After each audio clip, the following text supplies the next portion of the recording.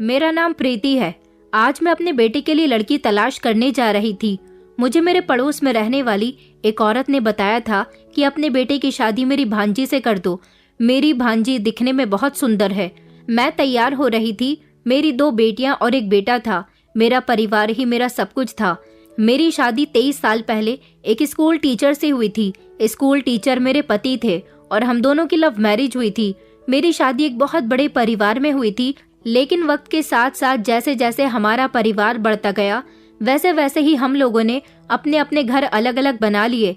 मेरा पूरा परिवार भोपाल शिफ्ट हो गया था और फिर यहीं हम लोगों ने अपनी जिंदगी आगे बढ़ाने का फैसला किया। मेरे पति की नौकरी शुरू से ही अच्छी थी, वो अच्छा कमाते थे, इसीलिए बच्चों को भी हमने अच्छी शिक्षा दी थी। मेरा बेटा अब जवान हो चुका था, उसकी उम्र 22 साल हो गई थी। उससे छोटी मेरी दोनों बेटियां थी, ईशा और रीना, वो दोनों भी जवान हो गई थी। सबसे छोटी बेटी ईशा थी जो अभी पढ़ाई कर रही थी। मेरी बड़ी बेटी रीना ज्यादा पढ़ नहीं सकी थी क्योंकि उसे पढ़ने का शौक नहीं था, इसलिए वो घर में रहकर घर के सारे कामकाज संभालती थी। हम दोनों पति पत्नी में एक बहुत बड़ी कमी थी। हम लोगों ने अपने बेटे को बेटियों से ज्यादा समझा था। हालांकि मेरी बेटियां बहुत अच्छी थी, कभी उन्होंने इस बात पर शिकवा गिला नहीं किया था कि हम उन दोनों के सामने उनके बड़े भाई को ज्यादा अहमियत देते हैं। वो दोनों हमारी ही तरह अपने भाई को बहुत प्यार करती थी। मेरा बेटा बैंक में नौकरी करता था, अभी हाल फिलहाल में ही उसकी नौकरी लगी थी। हम सब लोग बहुत खुश थे क्योंकि वो भी अच्छा कमाने लगा था। शुरू से ही हमने अपने बेटे को बहुत छूट दी थी, जो उसका मन करता वो वैसा ही किया करता था। हालांकि बेटियों पर मैंने हमेशा रोक टोक लगाई थी। मेरे पति तो बेटियों को बहुत प्यार करते थे, मगर मैं हमेशा अपनी बेटियों को डांटती रहती थी, घर से फालतू नहीं निकलने देती थी। उनको यही समझाया करती थी कि घर में ही रहा करो। मेरी छोटी बेटी को मैं खुद उसके कॉलेज छोड़ने जाती थी। रीना की तो कोई सहेली ही नहीं थी, मगर ईशा की बहुत सारी सहेलियां थी। मैंने अपनी बेटी को कभी मोबाइल भी नहीं दिया था, जबकि मेरा बेटा महंगी से महंगा मोबाइल लाता रहता था और उसको पैसे हम दोनों पति पत्नी ही दिया करते थे।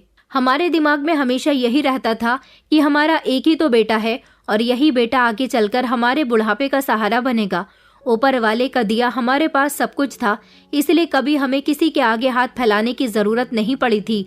हम लोग खुद पर घमंड करते थे कि हमारे यहाँ किसी चीज की कमी नहीं है। मेरे पति अपने सारे बहन भाइयों में अपने आप को सबसे ज्यादा अमीर समझते थे और हमारे नीचे हमारे सारे रिश्तेदार गरीब थे, इसीलिए हम अपने रिश्तेदारों से कम ही मेल जोल रखते थे। अब तो मेरे बेटे की भी अच्छी नौकरी लग गई थी, इसीलिए हम दोनों पति पत्नी के दिमाग आसमान पर पहुंच गए थे। मेरा बेटा बिल्कुल अपने माता पिता पर गया था, मगर मेरी बेटियां बिल्कुल भी ऐसी नहीं थी। वो बहुत सुलझी हुई और समझदार लड़कियां थीं।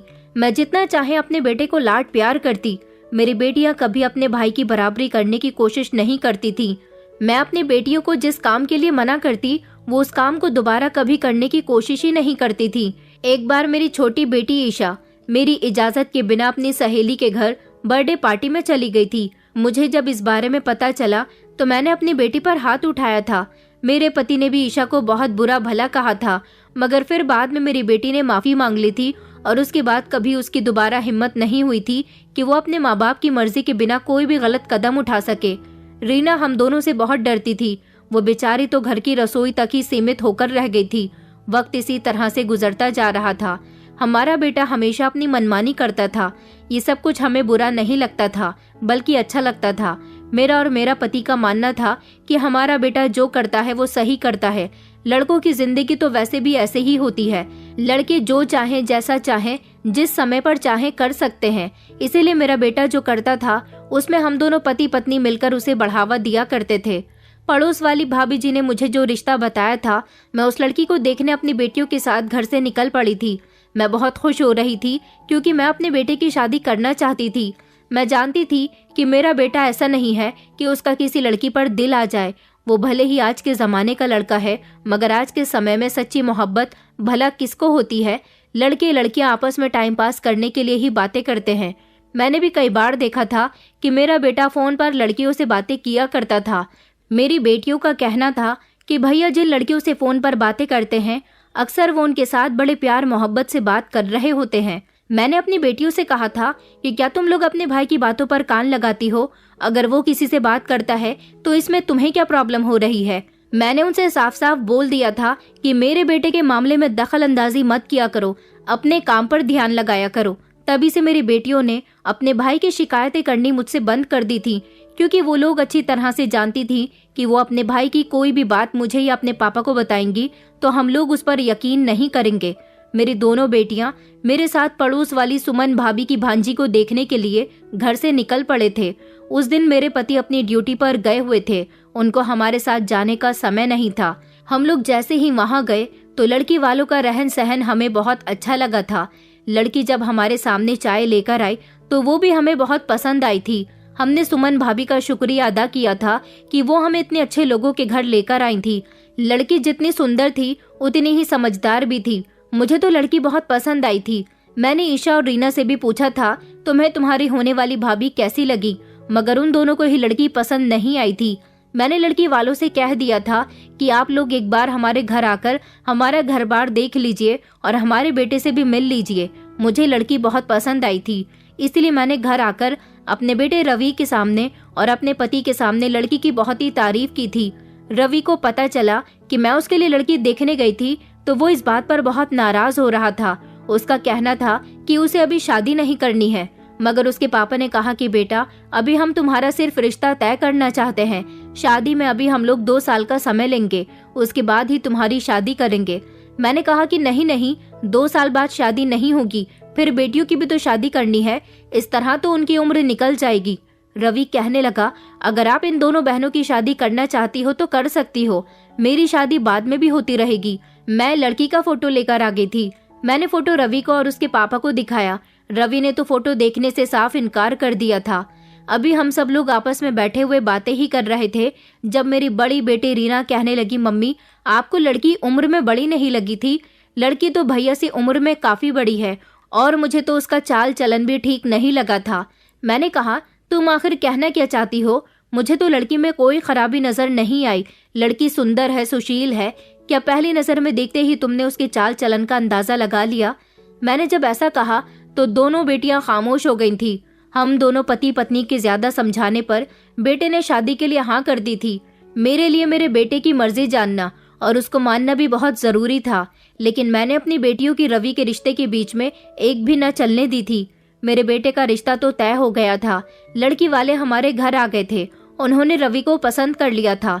सारे रिश्तेदारों से मैंने कह दिया था कि मेरी होने वाली बहू बहुत सुंदर है। सबसे ज्यादा अहम बात तो ये थी कि लड़की के मायके वाले बहुत अमीर लोग थे। मेरे बेटे का रिश्ता तो पक्का हो चुका था। हम लोग बहुत खुश थे। कहीं न कहीं मेरी बेटियों का चेहरा उदास था। फिलहाल वक्त इसी तरह से गुजरता जा रहा था। बेटे के ज्यादा जिद करने पर ससुराल वालों से हमने बात की थी और उनसे कहा था कि हम शादी 2 साल के बाद करेंगे। लेकिन इसी बीच बड़ी बेटी रीना का रिश्ता आ गया। लड़का बहुत अच्छा और शरीफ था। मेरे पति ने कहा कि हमें रीना की शादी कर देनी चाहिए।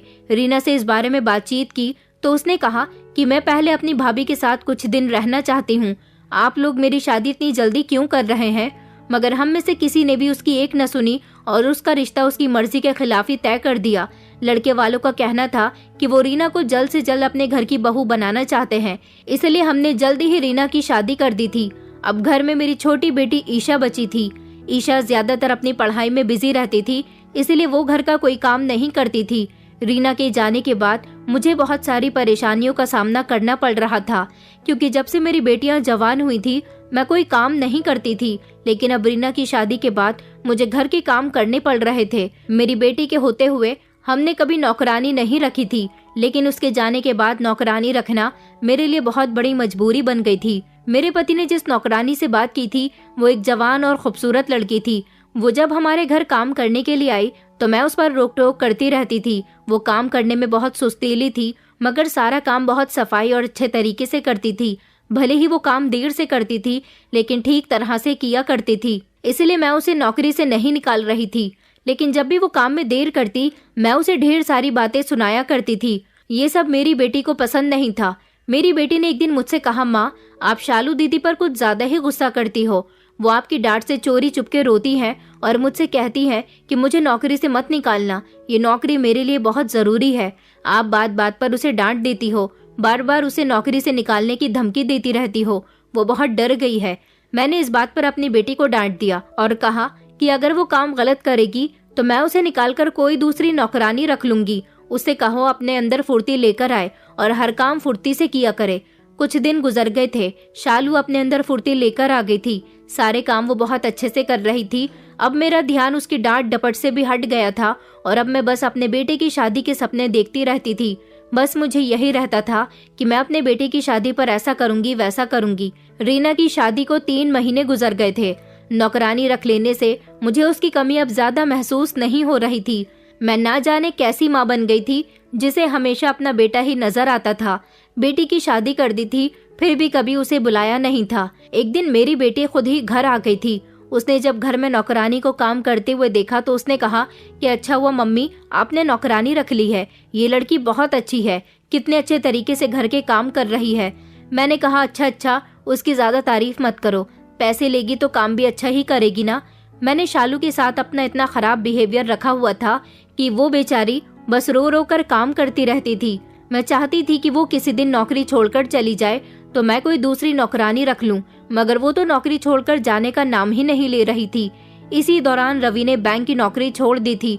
उसकी नौकरी छोड़ने पर हम लोग हैरान रह गए थे। उसके पापा ने उससे बात की थी, कहा था कि बेटा तुमने बैंक की नौकरी क्यों छोड़ दी है, तुम्हें पता है ना कि ये नौकरी तुम्हें कितनी मुश्किल से मिली थी।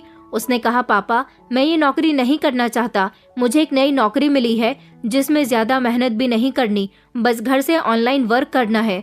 मेरा बेटा अब ज्यादातर घर पर ही रहता था और लैपटॉप के आगे ना जाने क्या करता रहता था। वो सारा दिन घर में ही रहता था। मैंने देखा था कि कई बार रवि शालू को काम करते हुए बड़ी गौर से देखता था। उसकी इस आदत पर मैंने उसे कई बार इग्नोर किया था। ये बात बिल्कुल भी अच्छी नहीं थी कि वो नौकरानी को इस तरह से देखता था। एक दिन मेरे पास ईशा आई और कहने लगी मम्मी मुझे आपसे कुछ बात करनी है। मैंने कहा हाँ बताओ क्या बात है। तो वो बोली कि मैंने कई बार नोटिस किया है भैया शालू दीदी को बड़े गौर से देखते हैं। शालू दीदी उनको देखकर बहुत घबरा जाती हैं और उन्होंने मुझे बताया है कि मुझे तुम्हारे भैया का इस तरह से यूं देखना बिल्कुल भी पसंद नहीं है। अपने भाई से कहा करो कि वो मुझसे दूर रहा करे। मैं जब भी उनके कमरे में सफाई करने के लिए जाती हूँ वो मेरे नजदीक आने की कोशिश करते हैं। मैंने कहा ये सब तुमसे किसने कहा। ईशा कहने लगी शालू दीदी ने बताया है और मैंने भी अपनी आंखों से कई बार देखा भैया को उनके नजदीक जाते हुए। वो बेचारी तो भैया से डरी सहमी सी रहती हैं। मैंने कहा खामोश रहो, ज्यादा उसकी हमदर्दी करने की जरूरत नहीं है। वो हमारे घर की नौकरानी है और हमेशा नौकरानी ही रहेगी। मेरी बेटी खामोश हो गई थी। मैंने कहा उसको समझा देना ज्यादा तुम्हारे साथ फ्रेंडली ना हुआ करे, बस अपने काम पर ही ध्यान दिया करे। घर का माहौल अभी तक बिल्कुल ठीक चल रहा था। एक दिन मेरे बेटे के ससुराल वालों की तरफ से खबर आई थी वो लोग बच्चों की एंगेजमेंट करना चाहते हैं। मुझे भी इस बात से कोई एतराज नहीं था। हम लोगों ने सोच लिया था कि हम सगाई कर देते हैं। मेरे पति ने भी सगाई के सारे इंतजाम देख लिए थे। मैं अपने बेटे की एंगेजमेंट की शॉपिंग में लगी हुई थी, इसलिए मुझे ज्यादा फुर्सत नहीं मिल रही थी। बेटियों को तो वैसे भी मैं ज्यादा घर से बाहर नहीं लेकर जाती थी, ज्यादातर ईशा घर में ही होती थी। मैं अपने पति के साथ ही सारी शॉपिंग कर रही थी। एक दिन मैं जैसे ही घर के अंदर दाखिल हुई तो घर में एक अजीब सा हंगामा हो रहा था। शालू दहाड़ कर रो रही थी। मेरे पति कहने लगे क्या हुआ है। हम लोग घबराते हुए घर के अंदर दाखिल हुए तो शालू के बराबर में ही मेरी बेटी बैठी हुई थी और उसे तसल्ली देकर चुप करवा रही थी। मैंने कहा क्या हुआ है, किस बात का रोना धोना लगाया हुआ है। ईशा दौड़ती हुई मेरे पास आई और कहने लगी मम्मी भैया ने अच्छा नहीं किया। मैंने कहा क्या हो गया है, बताओ भी तो सही। ईशा फिर से रोते हुए कहने लगी मम्मी भैया ने शालू दीदी की इज्जत पर हाथ डाला है। मैंने ईशा को चौंक कर देखा। मैंने कहा तुम ये किस तरह की बातें कर रही हो, पागल हो गई हो क्या। मैं शालू के पास गई। मैंने उससे कहा क्या हुआ है तुम बताओ मुझे।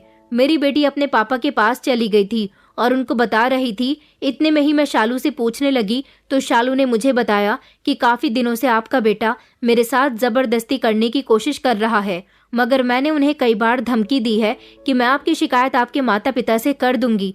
लेकिन आज रवि जी को लगा कि घर में कोई नहीं है, इसलिए अकेलेपन का फायदा उठाकर उन्होंने मेरे साथ जबरदस्ती की और मेरी इज्जत को तार तार कर दिया।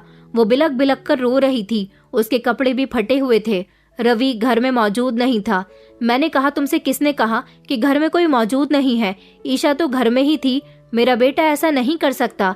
तभी ईशा मेरे पास आई और कहने लगी, मम्मी, भैया को लगता था कि मैं भी आपके साथ मार्केट गई हुई हूँ। मैं तो अपने कमरे में बैठी आराम से पढ़ाई कर रही थी। जब मुझे शालू दीदी के चीखने चिल्लाने की आवाज आई तो मैं दौड़ती हुई कमरे से बाहर निकली। मैंने देखा कि शालू दीदी के चीखने की आवाज भैया के कमरे से आ रही थी। भैया ने अपने कमरे का दरवाजा बंद किया हुआ था। मैं काफी देर तक कमरे का दरवाजा बजाती रही, मगर भैया ने मेरी एक न सुनी और कमरे से लगातार शालू दीदी के रोने की आवाज आती रही थी। काफी देर तक मैं दरवाजे पर ही खड़ी परेशान होती रही। थोड़ी देर बाद झट से दरवाजा खुला और भैया कमरे से बाहर निकलकर चले गए थे। मैं जैसे ही भैया के कमरे के अंदर गई तो शालू दीदी बड़ी बुरी हालत में बिस्तर पर पड़ी हुई थी। वो बहुत रो रही थी। मैंने उन्हें खामोश करवाया।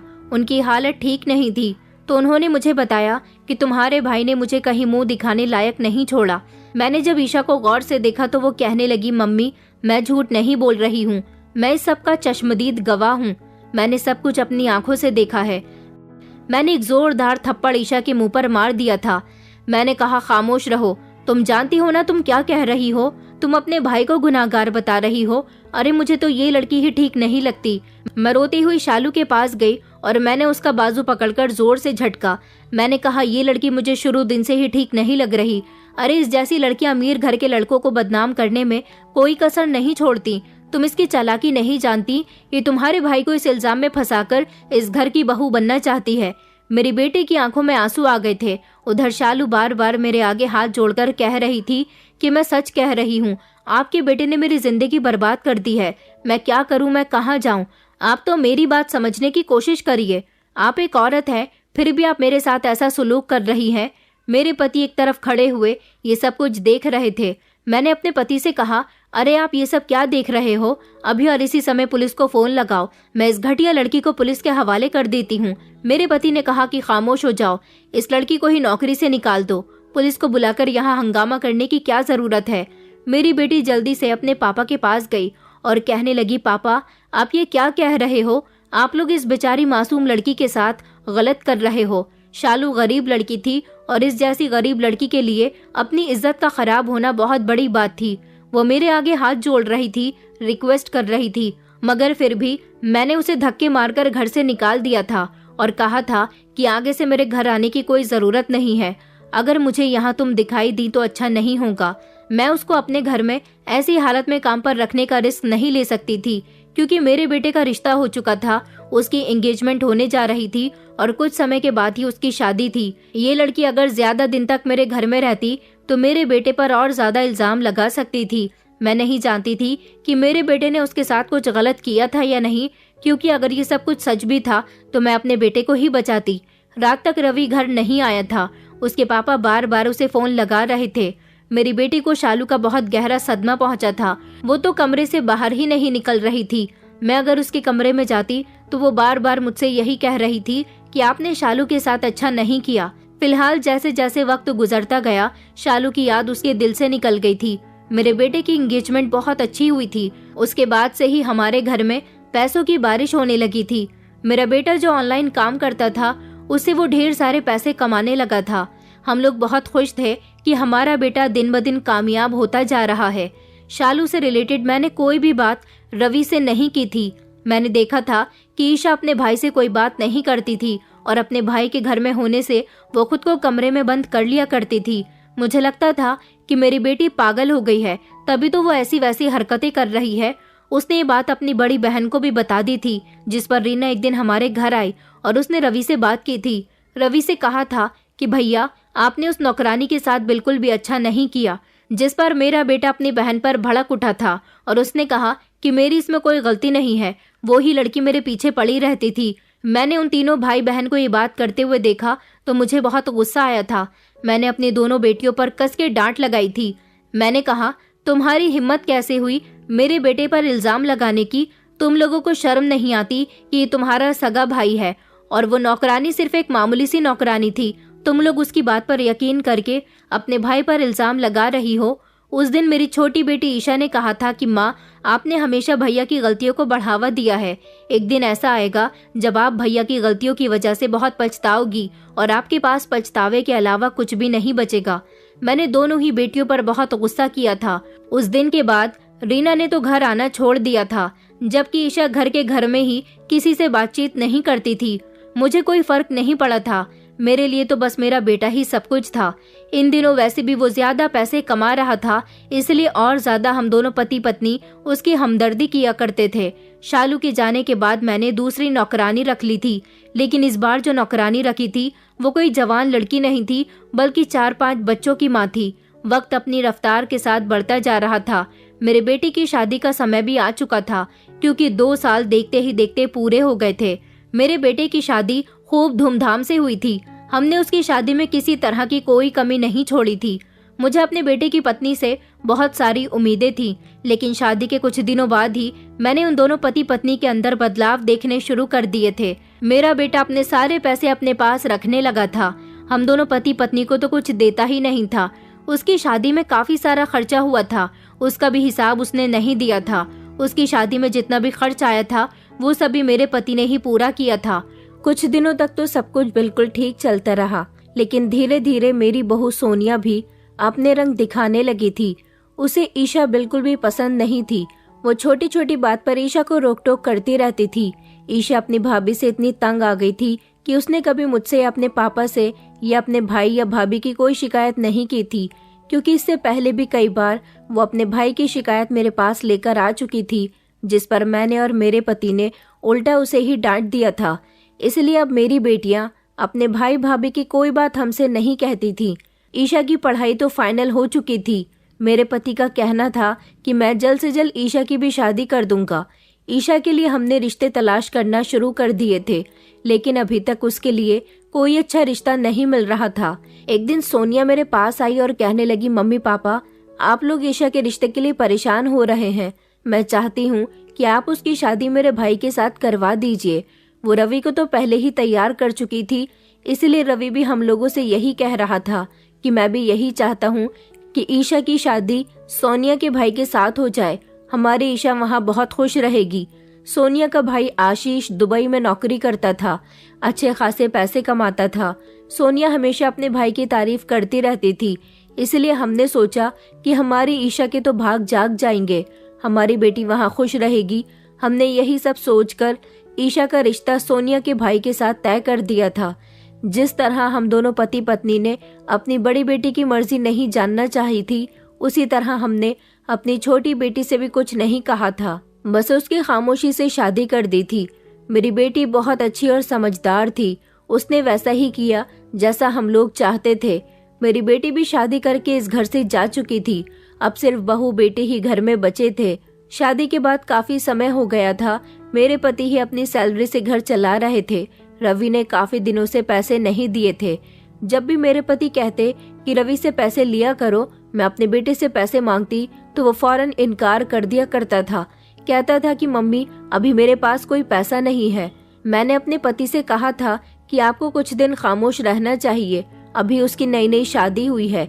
मेरे पति कहने लगे कि नई नई शादी हुई है तो तुम्हारे बेटे ने शादी में कोई पैसा नहीं लगाया, उसकी पूरी शादी मैंने ही की है। मैंने कहा, जब बेटा ढेर सारे पैसे कमाकर लाया करता था तो वो भी तो आपको ही लाकर दिया करता था, आपको उसके पैसे संभाल कर रखना चाहिए थे। मेरे पति मेरी इस बात पर खामोश हो जाते थे, लेकिन अब काफी समय हो गया था। रवि और उसकी पत्नी के तेवर दिन ब दिन बदलते जा रहे थे। दोनों पति पत्नी अपने सारे शौक पूरे करते थे। जिस दिन से उसकी पत्नी घर में आई थी, तभी से वो अपने माँ बाप पर भी कोई ध्यान नहीं देता था। हमारे घर में जो नौकरानी काम करती थी, रवि की पत्नी ने उसे भी नौकरी से निकाल दिया था। उसने कहा था कि मम्मी जी, मुझे नौकरानी के हाथ का खाना पसंद नहीं है, अब घर के काम आप किया करो। जब ये बात मैंने सुनी तो मैंने कहा, बेटा मैं घर में काम कैसे कर सकती हूँ? तो वो कहने लगी कि जी, आपको ही घर के सारे काम करने होंगे, क्योंकि मेरे पति के पैसे इतने फिजूल के नहीं है कि वो नौकरानी को भी पैसे दिया करे। मैंने कहा, इस घर में जितने पैसे तुम्हारा पति कमाता है उतने ही पैसे मेरा पति भी कमाता है। तो वो कहने लगी कि आपको शायद याद नहीं है कि आपके पति ने 2 दिन पहले नौकरी छोड़ दी है। मैंने कहा, ये तुम क्या कह रही हो? तो वो कहने लगी, अगर आपको यकीन नहीं आता तो आप पापा जी से जाकर पूछ सकती हैं। मैं इस समय कमरे में आई और मैंने अपने पति से पूछा, क्या आपने नौकरी छोड़ दी है? तो वो कहने लगे कि हाँ, मैं नौकरी छोड़ चुका हूँ। अब मेरी बूढ़ी हड्डियों में इतनी जान नहीं है कि बच्चों को पढ़ाता रहूं। वैसे भी स्कूल में अब नया स्टाफ आ गया है। मैंने कहा, अभी आपको कुछ दिन तो और नौकरी करनी चाहिए थी। वो कहने लगे कि नहीं नहीं, मैं नौकरी नहीं करना चाहता। अब अपने बेटे से कहो कि खुद इस घर को चलाएगा। मेरे पति की नौकरी नहीं थी। तभी तो उसकी पत्नी इतना उछलकर बोल रही थी। बस उस दिन के बाद से ही हमारे बुरे दिन आने शुरू हो गए थे। मुझे अपनी बेटियों के सामने का समय याद आता था जब मेरी बेटियां मेरे लाख डांटने के बावजूद भी किसी बात का ना तो बुरा मानती थी और ना ही कभी पलटकर मुझे जवाब दिया करती थी। बहू तो ऐसी थी कि उससे अगर छोटी सी बात भी कर लिया करते थे तो वो फौरन ही अपने पति से शिकायत लगा दिया करती थी। अब तो मेरी दोनों बेटियों ने अपने मायके आना पूरी तरह से बंद कर दिया था। बेटा भी हमारे हाथ से निकल चुका था। वो हमारी कोई बात नहीं सुनता था। मुझे अपने बेटे और बहू के बदलने की बिल्कुल भी उम्मीद नहीं थी। हमने सारी जिंदगी अपने बेटे से बहुत प्यार किया था और आज जब उसकी शादी हो गई तो वो अपनी पत्नी के जैसा हो गया था। ये सब कुछ देख देख कर मेरे पति को भी अफसोस होने लगा था, क्योंकि हमारे बेटे ने अपने माता पिता के साथ बहुत बुरा व्यवहार करना शुरू कर दिया था। वो नौकरी पर तो अभी भी नहीं जाता था। अभी भी वो ऑनलाइन ही काम कर रहा था। बहू का व्यवहार दिन ब दिन हमारे साथ इतना गलत होता जा रहा था कि मुझे अपनी बेटियों की कही बात समझ आने लगी थी। मेरी बेटियों ने सही कहा था कि इस लड़की का चाल चलन बिल्कुल भी ठीक नहीं है, मगर मैंने अपनी बेटियों की उस समय एक न सुनी थी। रीना से तो मेरी कभी कभी बात हो जाया करती थी, लेकिन ईशा, वो तो जब से शादी करके गई थी उसके बारे में कुछ पता ही नहीं चला था। एक दिन मेरे पति कहने लगे कि हमें ईशा से मिलना चाहिए। कई दिन हो गए हैं जब से उसकी शादी हुई है, वो यहाँ वापस आई ही नहीं है। सोनिया हम दोनों को खाना भी बहुत मामूली सा दिया करती थी। घर के हालात बहुत ज्यादा तंग होते जा रहे थे। सोनिया का कहना था कि आपका बेटा कुछ कमाकर लाता ही नहीं है, मगर ऐसा कैसे हो सकता था? जब तक उसकी शादी नहीं हुई थी तब तक उसका काम तो बहुत अच्छा चल रहा था। अब अचानक ऐसा भी क्या हो गया था कि घर में तंगी के दिन आ गए थे। सोनिया हमें बात बात पर ताने देती रहती थी, बातें सुनाती रहती थी। कहती थी कि जब बेटा किसी लायक नहीं था तो मुझे इस घर की बहू बनाने की क्या जरूरत थी।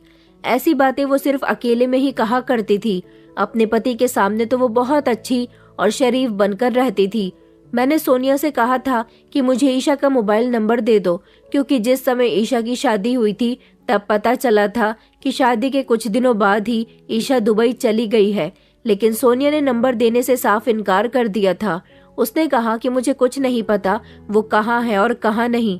मैंने कहा, बेटा, ये तुम कैसी बातें कर रही हो? ईशा तुम्हारी भाभी है, तुम्हारे पास तुम्हारे भाई का नंबर तो होगा ही ना। उसने साफ इनकार कर दिया कि मेरे पास अपने भाई का भी कोई नंबर नहीं है।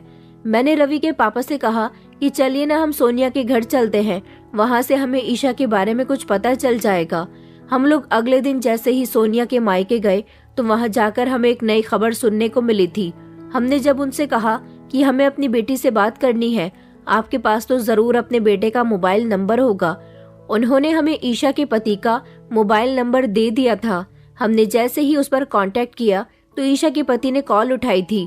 हमने पहले उससे हालचाल लिए और फिर ईशा के बारे में पूछा तो वो कहने लगा कि आपकी बेटी तो दुबई आने के कुछ दिनों बाद ही यहाँ से गायब हो गई, पता नहीं कहाँ चली गई। मुझे तो लगता है कि उसका किसी के साथ अफेयर चल रहा था। मैंने कहा, ये तुम क्या कह रहे हो? मेरी बेटी ऐसी वैसी नहीं है, बताओ मेरी बेटी कहाँ है? तो वो कहने लगा, आप ये सवाल मुझसे क्यों कर रही हो? ये सवाल अपने आप से करो। आपने अपनी बेटी की ऐसी ही परवरिश की थी। उसने मुझे फोन पर ढेर सारी बातें सुनाई। हम दोनों पति पत्नी अपना उदास और लटका हुआ चेहरा लेकर घर वापस आ गए थे। हमने सोच लिया था कि हम इस बारे में रवि को बताएंगे। वो ईशा को तलाश करेगा। भला उस अनजान देश में हमारी बेटी कहाँ गायब हो गई। अभी हम लोग घर आए ही थे कि हमने देखा कि घर में पुलिस मौजूद थी। हम लोग घबरा गए। मेरे पति ने कहा, क्या हुआ है? तो पुलिस वालों ने बताया कि आपका बेटा कहाँ है? घर में तो नहीं है, हम लोग आपका ही इंतजार कर रहे हैं, हमें आपका बेटा चाहिए। मैंने कहा, मगर ऐसी भी क्या बात हो गई है? वहाँ पर पुलिस ही नहीं बल्कि बहुत सारे लोग भी मौजूद थे और उन लोगों का कहना था कि हमें हमारे पैसे चाहिए। मैं और मेरे पति ये सब कुछ देखकर बहुत डर गए थे। मेरे पति ने जब पुलिस से पूरी बात पता की तो पता चला कि रवि काफी समय से किसी ऑनलाइन वेबसाइट पर पैसा लगा रहा था और उस वेबसाइट पर पैसा लगाकर उसे डबल पैसे कमाकर प्रॉफिट हो रहा था। इसमें उसे क्वांटिटी के हिसाब से अमाउंट डालना था। उसके पास पैसे नहीं होते तो वो लोगों को डबल पैसे होने का लालच दिया करता था और फिर वो पैसे वेबसाइट पर लगा दिया करता था। शुरू में तो उसे इस वेबसाइट पर काफी सारा फायदा हुआ था, लेकिन कुछ समय के बाद उसको नुकसान होने लगा। तभी तो हमारे घर में तंगी आने लगी थी। लेकिन जितने लोगों से उसने पैसा लिया था उन लोगों का पैसा उसने अभी तक लोगों को वापस नहीं किया था। काफी समय से वो लोगों को समझा बुझाकर यही कह रहा था कि वो उनका पैसा वापस कर देगा, लेकिन अब उसे ऑनलाइन काम में फायदा नहीं हो रहा था। ये वेबसाइट एक तरह का गेम थी। इस गेम में पैसे लगाने से पैसे डबल हो रहे थे। मेरा बेटा इतना गलत काम कर रहा था, हमें तो इस बारे में कभी कुछ खबर हुई ही नहीं थी और ना हमने इस बारे में कभी कुछ जानने की कोशिश की। वहाँ पर मौजूद भीड़ का कहना था कि हमें अपने पैसे वापस चाहिए और अगर पैसे नहीं मिले तो हम रवि को जान से मार डालेंगे। मगर रवि तो घर में मौजूद ही नहीं था और वो लोग रवि के इंतजार में न जाने कब तक वहाँ पर खड़े रहे थे। मेरे पति को भी लगता था कि उनका बेटा इतना बड़ा फ्रॉड नहीं कर सकता, लेकिन बात सच थी कि हमारा बेटा साइबर ठग बन चुका था। मगर वो भी ये सब कुछ जानबूझकर नहीं कर रहा था, वो सिर्फ लालच में आकर ये सब कुछ कर रहा था। लेकिन उसे ये नहीं पता था कि जिस वेबसाइट पर वो पैसा लगा रहा है वो वेबसाइट फेक है और काफी सारा पैसा वसूलने के बाद वो वेबसाइट बंद हो गई थी और उसमें जितने भी लोगों ने इस दौरान पैसा लगाया था वो सारे ही लोग नुकसान में आ गए थे। मेरे बेटे के पास खुद का अपना इतना पैसा नहीं था, इसलिए वो दूसरे लोगों से उधार मांगने लगा था और उनको भी लालच देने लगा था कि कुछ दिनों बाद मैं आपको आपके पैसे डबल करके दूंगा। इस लालच में लोग उसे पैसे दे दिया करते थे और अब जब मेरे बेटे ने अपना मोबाइल नंबर बंद कर दिया और उसे घर से गायब हुए 24 घंटे गुजर गए तो लोग उसे तलाश कर करके पागल हो गए थे। इसलिए वो हमारे घर पर उसे ढूंढने के लिए आए थे और अपने पैसों की डिमांड कर रहे थे। कुछ लोग ऐसे थे जिनकी बहुत बड़ी रकम थी, उन्होंने तो पुलिस स्टेशन जाकर रवि के खिलाफ केस भी दर्ज करवा दिया था। मगर 2 दिन गुजर गए थे, रवि नहीं आया था और ना ही उसकी कॉल लग रही थी। जिन लोगों ने रवि को पैसे दिए थे वो लोग घर आकर बहुत हंगामा कर रहे थे। इधर मेरी बेटी का कुछ पता ही नहीं चल रहा था और दूसरी तरफ मेरे बहू बेटे गायब थे। मेरे पति पर सब लोग आरोप लगा रहे थे कि आपने पैसे लेकर अपने बेटे और बहू को भगा दिया। इधर हम लोगों का जीना दुश्वार हो चुका था। मैं अपनी बेटी की फिक्र में घुली जा रही थी। मेरे पति ने रवि और उसकी पत्नी की गुमशुदगी की रिपोर्ट पुलिस स्टेशन में दर्ज करवा दी थी। पुलिस ने हमें भरोसा दिलाया था कि वो उन दोनों को तलाश कर ही लेंगे। हमारे पूरे मोहल्ले में बहुत बदनामी हो रही थी। बदनामी के डर से मेरे पति ने तो अब घर से निकलना ही बंद कर दिया था। रीना भी ये सब कुछ देखकर और सुनकर घर आ गई थी। मैंने जब रीना को ईशा के बारे में बताया तो उसके पति ने हमारी बहुत मदद की थी। उसके पति का एक दोस्त दुबई में काम करता था, उसने वहां ईशा का पता लगवाया और उसकी गुमशुदगी की रिपोर्ट भी पुलिस स्टेशन में दर्ज करवा दी थी। लोगों ने हमें इस कदर परेशान कर दिया था कि हम तंग आ गए थे। मेरे पति तो इसी टेंशन में बीमार पड़ गए थे। लोग बार बार हमारे घर में आते तो रवि की तलाशी लिया करते थे, मगर वो तो कहीं मिल ही नहीं रहा था। हमने उसके हर दोस्त, रिश्तेदार और हर जगह उसे तलाश कर लिया था। पुलिस भी उसे ढूंढ रही थी। 2 दिन बाद पुलिस ने रवि और सोनिया को अरेस्ट कर लिया था। वो दोनों वहां छुपे बैठे थे। जब वो लोग वहां से पकड़े गए तो पुलिस ने उनसे बयान लिए। रवि ने अपना जुर्म कबूल कर लिया था। रवि खुद तो यहाँ से भागी गया था, मगर अपनी पत्नी को भी साथ लेकर चला गया था। इसमें सोनिया की कोई गलती नहीं थी, इसलिए उसे छोड़ दिया गया था। उधर दुबई पुलिस ने ईशा को हर तरह से ढूंढने की कोशिश की थी, क्योंकि दुबई में सिर्फ ईशा ही गायब नहीं हुई थी।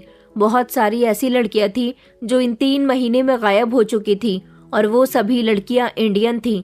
दुबई पुलिस लड़कियों के गायब होने पर जांच पड़ताल कर रही थी, जिसमें पता चला था कि इंडिया की लड़कियां दुबई लाकर बेची जा रही है और ईशा को बेचने वाला कोई और नहीं बल्कि उसका पति था।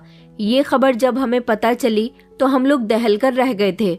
मुझे पता था कि जरूर मेरी बहू को ये सब कुछ पता होगा, लेकिन जब सच मेरे और मेरे पति के सामने आया तो हमारे होश उड़ गए थे। दरअसल मेरे बेटे ने ही बता दिया था कि उसने एक बहुत बड़ी गलती की है। वो गलती ये थी कि उसने अपनी ही बहन को दुबई में बिकवा दिया था। उसने जानबूझकर अपने साले के साथ मेरी बेटी की शादी करवाई थी। लड़का दुबई में काम करता था, अच्छी कमाई करता था, इसलिए हमने ईशा की शादी उसके साथ कर दी थी। मगर हमें ये नहीं पता था कि वो दुबई में आखिर कौन सा काम करता है। वो शादी के 1 हफ्ते बाद ही मेरी बेटी को दुबई लेकर चला गया था और वहां जाने के बाद उसने ईशा को बेच दिया था और उसके प्रॉफिट के आधे पैसे उसने अपनी बहन को भिजवा दिए थे। सोनिया एक दिन इस बारे में अपने भाई से फोन पर बात कर रही थी और उसके पास इतने सारे पैसे देखकर रवि को भी उस पर शक होने लगा था, क्योंकि रवि के दिमाग में सोनिया ने ही ये बात डाली थी कि अपनी बहन की शादी मेरे भाई के साथ करवा दो। जब रवि ने सोनिया को ईशा के बेचने वाली बात उसके भाई के साथ करते हुए सुन ली तो उसने अपनी पत्नी से लड़ाई झगड़ा करना शुरू कर दिया था। उसकी पत्नी ने उसे वो पैसे दिखाए जो उसे ईशा को बेचने के बाद मिले थे। पैसे देखकर रवि की आंखों में लालच उतर आया था और उसने वो वाले पैसे भी इसी काम में लगा दिए थे, मगर वो वेबसाइट अचानक बंद हो गई और जितने भी पैसे मेरे बेटे ने लगाए थे उसे उस सब में नुकसान हो गया। मेरे बेटे को पुलिस ने पकड़ लिया था। उसकी सारी सच्चाई खुलकर हमारे सामने आ गई थी। उसकी पत्नी भी बहुत चालाक औरत थी। अब हम दोनों पति पत्नी को एहसास हुआ था कि जिस बेटे पर हमें सारी जिंदगी गर्व रहा उस बेटे ने हमारा सर झुका दिया था, और बेटियां जिन्होंने हमेशा हमारे सामने सर झुकाकर रखा वही हमारी गलती का शिकार हो गई। मेरी बड़ी बेटी के पति ने बड़ी कोशिश की और किसी भी तरह दुबई से ईशा को बुलवा लिया था, क्योंकि वो दुबई चला गया था और वहां जाकर उसने हर चीज की जांच पड़ताल की थी। इस तरह जितनी भी लड़कियां थी वो सारी ही लड़कियां पकड़ी गईं। मेरे बेटे पर मुझे और मेरे पति को बहुत शर्मिंदगी महसूस हो रही थी। हमारे लाड प्यार की वजह से वो बिगड़ गया था। उसने हमारे प्यार का गलत फायदा उठाया। पैसे के लालच में वो इतना अंधा हो गया था कि उसने अपनी बहन को बचाने की कोशिश ही नहीं की, बल्कि उसके पैसे भी गलत जगह लगा दिए थे। जिन लोगों के पैसे मेरा बेटा ले चुका था अब उसके पास कोई पैसा नहीं था, क्योंकि नुकसान तो उसका भी हुआ था, लेकिन वो लोग उसे सजा दिलवाना चाहते थे। हमारे पास भी कोई पैसा नहीं था जिससे हम अपने बेटे को बचा सकते। ऊपर वाले की कृपा थी कि ईशा घर वापस आ गई थी। हमने सोनिया और रवि को उसके हाल पर छोड़ दिया और फिर हम अपनी बेटी को लेकर वो शहर छोड़कर दूसरे शहर में जाकर शिफ्ट हो गए थे।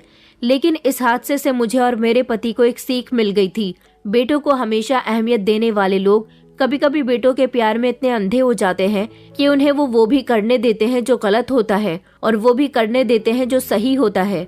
हमें बच्चों को बराबर से प्यार देना चाहिए, बेटियों से भी प्यार करना चाहिए और बेटों से भी बेटियों को उनका हक दिलाने के लिए हमें आवाज उठानी चाहिए, जबकि बेटों से भी कहना चाहिए कि अपनी बहनों की इज्जत करो। मेरे बेटे ने उस नौकरानी के साथ भी गलत किया था। अगर उस समय मैं अपने बेटे का आरोप ना छुपाती तो आगे मेरा बेटा शायद और गलती ना करता, क्योंकि उस नौकरानी और मेरी बेटी ने कहा था कि हम एक दिन अपने बेटे की वजह से ही बहुत पछताएंगे। और वक्त कुछ ऐसा ही आ गया था कि हमें अपना सब कुछ छोड़कर दूसरे शहर आकर बसना पड़ गया था। लेकिन शहर छोड़ने से पहले मैंने अपने पति को बता दिया था कि हमें शालू से जरूर मिलना होगा। हमें शालू से माफी मांगनी होगी, क्योंकि शालू के साथ जो कुछ भी हुआ था उसमें गलती सिर्फ रवि की नहीं बल्कि मेरी भी गलती बराबर से है। हम लोग जब शालू के घर उससे माफी मांगने के लिए चले गए थे, मुझे शालू के घर का एड्रेस पता था।